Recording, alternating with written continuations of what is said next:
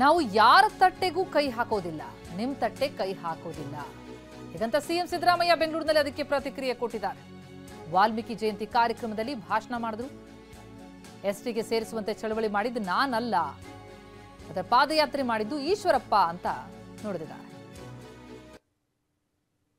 ಹೇಳಿದ್ರು ನಮ್ ತಟ್ಟೆ ಕೈ ಮಾಡಿ, ನಾವು ತಟ್ಟೆ ಕೈ ಹಾಕದೇ ಇಲ್ಲ, ಯಾರ ತಟ್ಟೆಗೂ ಕೈ ಹಾಕದೇ ಇಲ್ಲ, ನಿಮ್ ತಟ್ಟೆ ಕೈ ಹಾಕದೇ ಇಲ್ಲ. ಮತ್ತೆ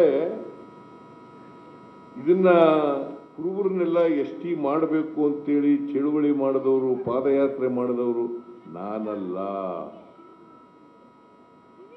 ಇದನ್ನ ಮಾಡಿದವರು mister Eshwarappa.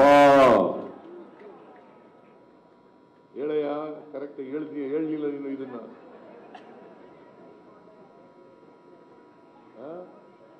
Mister Eshwarappa, Basavaraj Bommai was the chief minister.